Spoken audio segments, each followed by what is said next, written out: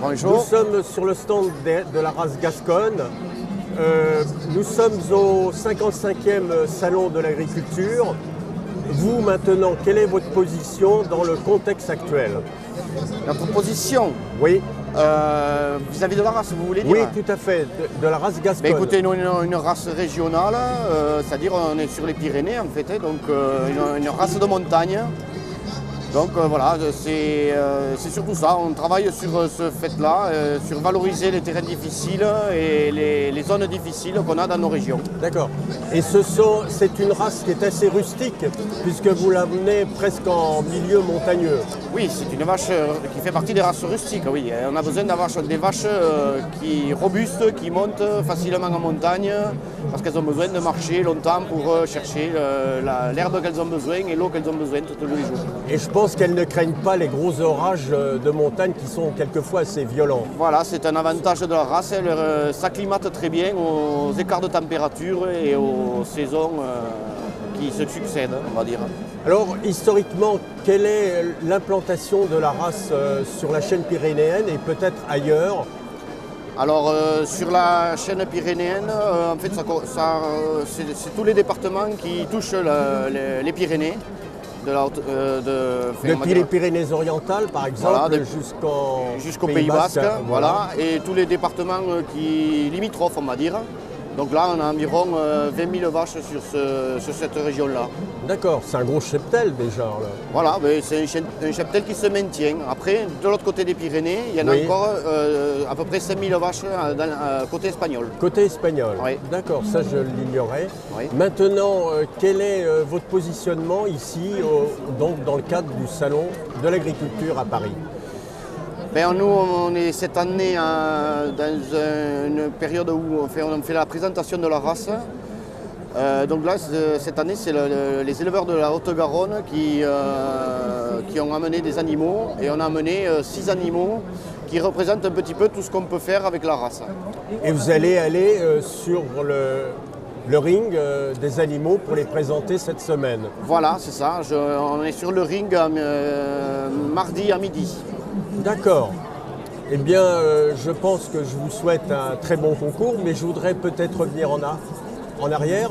À vos côtés, vous avez une jeune femme d'éleveuse. Oui.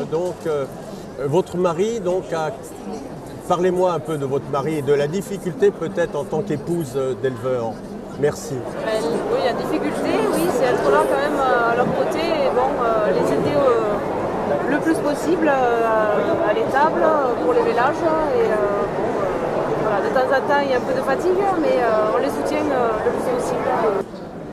On veut travailler la région, c'est-à-dire vraiment insister sur l'endroit où on est, c'est-à-dire les Pyrénées, et faire beaucoup de communication avec les consommateurs, expliquer ce qu'on fait, comment on produit, ce que nos animaux mangent. D'accord. Vous êtes vraiment très proche de la nature, hein. Il n'y a pas d'engraissement artificiel. Les éleveurs essayent d'être autonomes en termes d'alimentation pour les vaches. Voilà, c'est-à-dire on produit nos céréales, on produit nos fourrages qu'on donne l'hiver. Et l'été, les animaux sont soit à la montagne ou alors dans les pâturages en Piémont. D'accord. L'hiver, c'est de la stabulation. En général, voilà, c'est des stabulations libres, paillées. Oui. Voilà, ça dépend des terrains. Il y a des terrains qui ne portent pas, donc les vaches sont quand même mieux à l'abri dans de la paille que plantées dans la boue, on va dire. Tout à fait. Eh bien, merci. Je vous souhaite un excellent salon. Merci à vous. Et puis avec le plaisir de se revoir sur le ring. Avec plaisir aussi. Belle journée pour vous. Merci. For receive and for us some people that is coming to Paris for buy some specimen. And we are Bernard in front of. What is your question that we come to Paris now? Well, I come to Paris already nearly 30 years, and we deal in Holland with the Gascon breed. We have them more than 30 years. We have an élevage and a farm with Gascon cows, and because the quality of the meat is very good, and it is one of the 3 races rustique de France, and that's what we want. We don't have don't have any problem with illness and with coughing, and it's quite easy breed. So many satisfactions. Yes, yes, absolutely. Okay, now we have Paul that is come from United States and Nevada. Okay, Paul. Moi, je suis rancher dans le Nevada. J'ai acheté un ranch il y a plus de 10 ans. J'ai plusieurs milliers de têtes de bétail. Et j'ai introduit la race Gascon aux États-Unis, la race rustique, une race de montagne.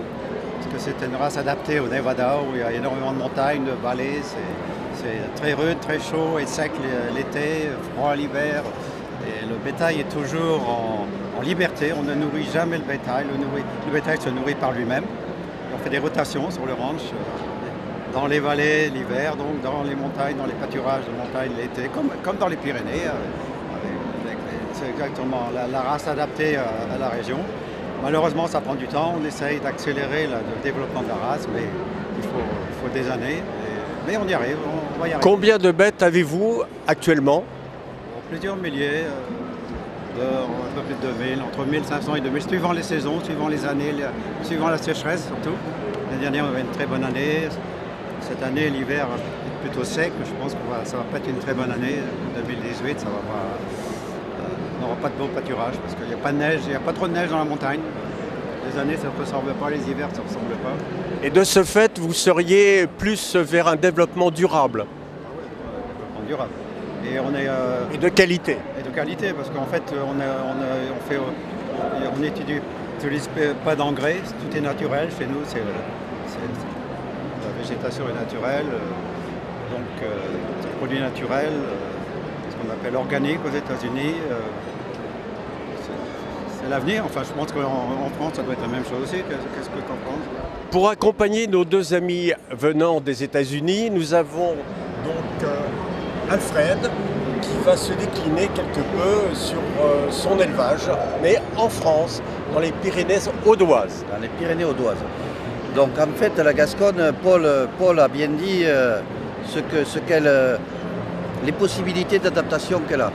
Elle va s'adapter aussi bien dans les Pays-Bas, puisque c'est un élevage plus intensif, et elle est particulièrement adaptée à un élevage extensif. Elle a une aptitude à la marche très, très bonne, très forte. Donc elle peut se déplacer sur de grandes surfaces pour aller chercher sa nourriture, tout simplement. Et dans les Pyrénées, et je vois dans les parties montagneuses des États-Unis, on se ressemble peu. On va vers un élevage naturel, extensif, qui ne coûte pas très cher et qui produit de la viande de qualité. Je pense que là, l'avenir de l'élevage, c'est ça.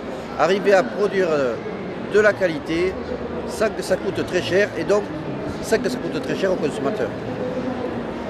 Paul Plouvier, quel est votre avenir dans ce cadre où il y a on rencontre des difficultés de production, des difficultés aussi économiques? Quel est votre sentiment aujourd'hui venant des États-Unis? Je crois qu'aux États-Unis, peut-être encore plus qu'en France, la tendance est tout ce qui est produit naturel. Les gens veulent savoir d'où vient la nourriture. Ils cherchent de la nourriture de proximité. Donc nous, on est à côté de la Californie. Le plus gros marché, c'est la Californie. Dans le Nevada, il n'y a pas une très grande population. En Californie, je sais plus, la population, c'est 60 millions d'habitants, enfin, quelque chose comme ça. Et donc tout notre marché, c'est la Californie. Et les Californiens, ils savent, ils sont très connaisseurs. Ils veulent savoir ce qu'ils mangent, ils veulent savoir comment les animaux sont traités. Et c'est la tendance. Et je crois qu'en France, c'est la même chose. Maintenant, on arrive les Français, comme les Américains, ils veulent peut-être dépenser un peu plus pour la nourriture, mais ils veulent une nourriture de qualité. C'est l'avenir, la quantité. Il y a des pays qui peuvent produire beaucoup plus, pour moins cher, comme en Argentine ou dans les pays d'Amérique du Sud. Mais ces gens-là, c'est pas vraiment la qualité. On ne sait pas ce qu'ils font d'ailleurs, on n'a pas trop d'informations. Aux États-Unis, quand même, tout est contrôlé. Si vous dites que la viande est organique, c'est-à-dire bio, il faut qu'elle soit bio, sinon ça coûte très cher. Ici, c'est pareil. Tout est contrôlé, on ne fait pas n'importe quoi, c'est fini. Paul, Alfred et Bernard, merci pour votre intervention et le plaisir de se retrouver dans vos terres ou sur vos terres. Merci. C'est-à-dire Nevada Pyrénées audoises et Pays-Bas, Pays-Bas. Superbe. à côté d'Amsterdam. Good. Many thanks again.